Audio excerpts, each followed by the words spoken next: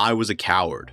I listed Ty Simpson as quarterback 1A and Fernando Mendoza as quarterback 1B from this last year's draft. I thought it was incredibly justifiable to have Mendoza number 1, but I also really like Ty Simpson, and you'll see why if you stick around. But I basically took the easy way out, making the two of them 1A and 1B, basically saying they're even, and it just comes down to preference and what you'd like. I personally preferred Simpson in the style of quarterback he was at Alabama, and had him listed ahead of Mendoza on my sheet when all said and done. And that's seemingly coming to fruition through one preseason week. Nah, I'm just kidding. You cannot judge whether a player is going to be an all-time great or a bust through any 1 week. But I will say Ty did look good, and we will dive into his performance together, peeking at his first game action in the NFL versus the Kansas City Chiefs. In this one game, Ty Simpson already showed an improvement from college. At Alabama, the offense Ty was running was heavy on the deep passing and stretched the field a ton. The offense frequently targeted deep, and the primaries and the progression were designed to be longer developing routes and concepts. The offense having that intention of getting downfield and Ty only starting the 1 year at Alabama, he had only seen so much action in the battlefield that it was difficult to ask him to rule out the possible big play early on to then only take a 5-yard check down.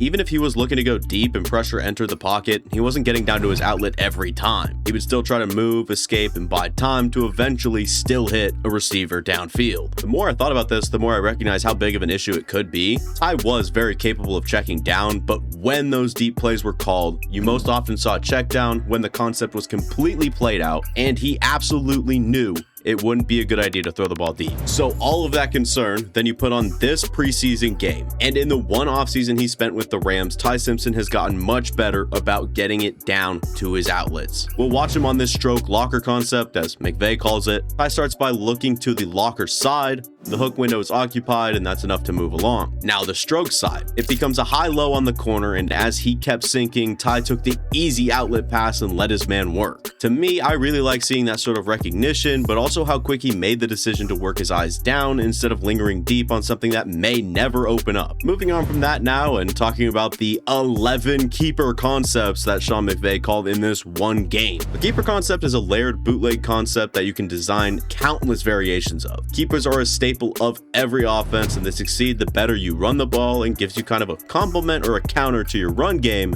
using play action and deception. No matter who was out there for McVay, he was not shy at all to spam runs and keepers over and over, maintaining unpredictability off what is basically just two different play types. In my draft study of Simpson, I wrote about how fascinating it would be to watch Fernando Mendoza and Ty Simpson swap places. Mendoza in that spread out attacking offense, and Simpson put in a spot to take the easy, boring, routine completions without the aggressiveness as emphasized and just taking the more measured approach. Well, McVay gave me a chance to see Ty in a spot where he would be consistently challenged to get boring, take the man right in front of you, and ease that fierce mentality a little. If I counted right, and it's extremely possible I didn't, Simpson had 7 keepers called for him. Ty was tasked with these again and again. Now, this is why I was curious how he'd handle all of them, because in this play, Simpson's of course running out on the keeper. Slide route has a step, he can take this on first down. But Ty's curiosity got the better of him. He saw it, waited on it, and hit the crosser on that second level. It's exactly why I wanted to see this. Ty could have just gone low to 1, but instead sees a possibility and makes it happen to the second guy.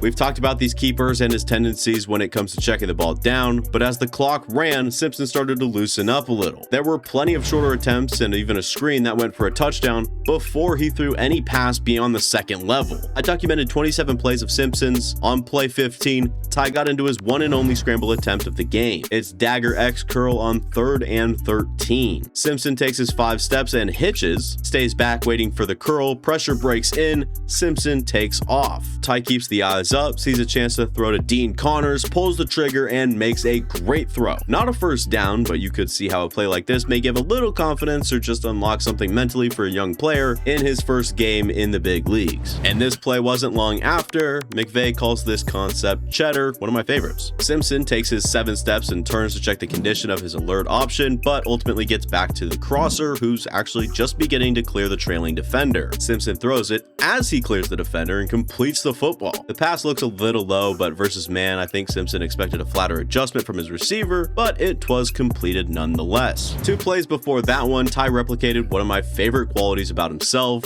that I saw at Alabama. Ty was a master at seeing and capitalizing on open voids or gaps in coverage, especially the cool hole shot throws and just placing the ball favorably to his receivers relative to the coverage and kind of between defenders. This is an Aggie concept, and let's watch how Ty works it. Ty keeps his eyes strictly on the safety and the shell of the defense. The strong safety stays near the hashes. That's all Ty needed to know. Now he knows there's a gap over his outside vertical route, so Ty doesn't lead Ryan Williams upfield or back down, but shoots it right in that void and allows for this play to be made. Simpson was exceptional at this and reading the defender's placements, but also body language and how he can gauge or anticipate where the ball had to be to expose those gaps in a defense. You see the carryover into the NFL on this steamer concept. It's a 3x1 slot fade. Ty in the gun takes a one-step drop. Right now, Ty sees the space and knows that there's a chance. Notice how it's not a touch pass tracking upfield, but it's a line drive straight to the back shoulder to capitalize on the space between the two secondary players. Ty really seems to have this knack for reading gaps and voids, but the arm also has to be there and has to be as good as it is to be able to fit it in these windows.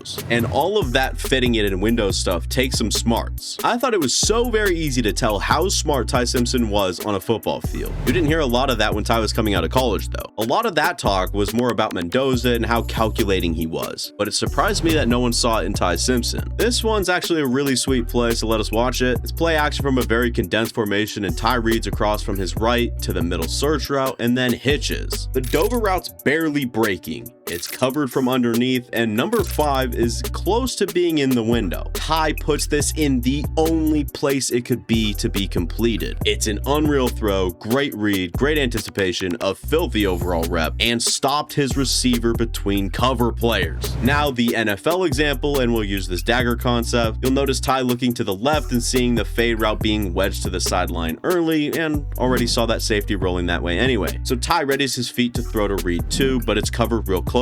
Next up is the check down, and he gives a great ball on time with efficiency. You can really see how quick the eyes are moving, how he keeps his platform mobile, the processing, the decision making, and all of it done so swiftly and in sync. All of this video up to this point has been positive. It wouldn't be a proper breakdown though if we didn't touch on any negatives. It's not because I like to be negative, but it's because nothing is perfect and there are reasons behind failure, especially in football. It looked like Simpson was doing a lot of thinking out there, worrying about mistakes and making the correct decisions. I'd even say he was hesitant at times. You'd see extra pats on the football, and he made sure he was seeing the field as clear as day before letting anything go. Something that made Simpson such a fun watch in college was his decisiveness and ability to rip it without thinking twice. It's what allows him to throw those windows, make aggressive decisions, and anticipate with conviction. Now, this is one of the oddest routes I have ever seen, and if I had to guess, I'd say it's McVay's CO takeoff route, but converts to a curl with the corner dropping to his deep third. But we'll back it up so we can watch Ty Simpson and show you what we're here for. Sees coverage on that side, then moves over to his right. He pats the ball 3 times and finally lets it go, still using anticipation, and it ends up right on his man. Regardless of result, 3 pats is a sign of hesitance, and I don't like that for someone that sees the game so well and plays his best when he's decisive. Ty Simpson even hesitates on this throw because the tight end's not giving him his eyes yet. That's nice and you're making Max Claire's job easier, but by the time the ball's out, it's further towards the sideline and further away from making a good play in space. Even if Ty let it go when he wanted to the first time, the tight end whips his eyes around the next millisecond and would have been caught. Plus, what's the big deal? Do you really need to make sure every throw is completed? I don't think that's a good way to live.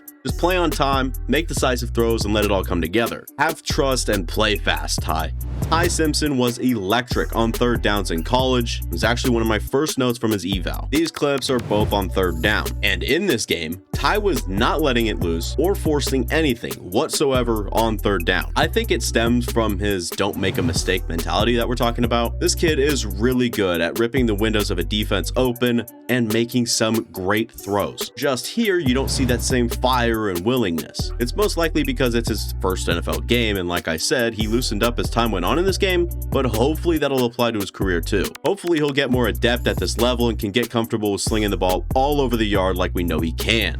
I said the same thing for Carson Beck in his video, but it's about as good as a tape as you can put out this early in the season and this early in your career if you're Ty Simpson. It could have been more explosive and maybe a little more unhinged, but it's almost more telling and more impressive that he did slow down and really let the plays run without feeling the need to push the issue. Can't wait to see what else Ty can do this preseason, and just as I thought when they made the pick, I do think Ty can replace Stafford and become the Rams' next franchise quarterback. But you tell me what y'all thought of Ty Simpson and maybe some of your thoughts on the video if you have the time. Anyways, that'll be it for me. Thank you guys for watching. If you guys enjoyed, go ahead and hit like, go down, subscribe, watch the past, go down the channel. It means a lot. I'll see you guys next time.